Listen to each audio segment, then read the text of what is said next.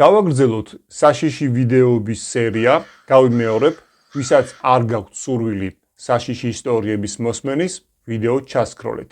ვინც დარჩით, მოყოლად დავიწყოთ Bigfoot-თან დაკავშირებით პატარა ამბავზე. ეს ამბავი ტეხასში მოხდა, ცნობილია რომ Bigfoot-ი სწორედ ტეხასში ბინადრობს. ერთ-ერთ ტურისტს ღამე გარკვეული ხმაური შემოესმა და უცებ სახლიც ოდნავ შეზანზარდა.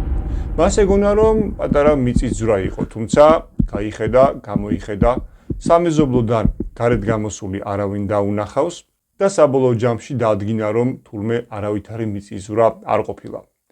რამდენიმე წუთის შემდეგ ეს შეზანზარება კიდევ ერთხელ განმეორდა.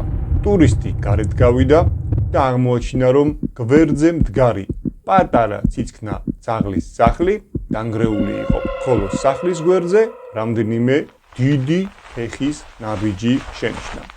რეალურად მართლაც რომ ძალიან გრანდიოზული ნაბიჯები იყო და ადამიანისას არ გავდა. თუმცა ჩვენი ტურისტი, რის ტურისტი და რის ინტერესიანი ადამიანი იყო, რომ ამ ნაბიჯებს არ მიყოლოდა. მოკლედ, ბევრი იარა თუ ცოტა იარა, უღრანი ტყის ნაპირს მიუახლოვდა. მიიხედა, მოიხედა, იქ ვერაფერი დაინახა და გამობრუნება გადაწყვიტა. თუმცა უცებ ტყიდან უცნაური ადამიანის მსგავსი ხმა მოესმა. მან იფიქრა რომ შეიძლება ტყეში ვიღაცას დახმარება სჭირდებოდეს. ასე რომ შევალ და დავეხმარებიო. ასე რომ ტყეში რა თქმა უნდა შევიდა და გზა განაგრძო. ბევრი იარა თუ ცოტა იარა ძალიან მაღალი ხეების ხეივანს მიადგა. უცებ ზევიდან ფოთლების ძალიან დიდი ნაკადი ჩამოიყარა.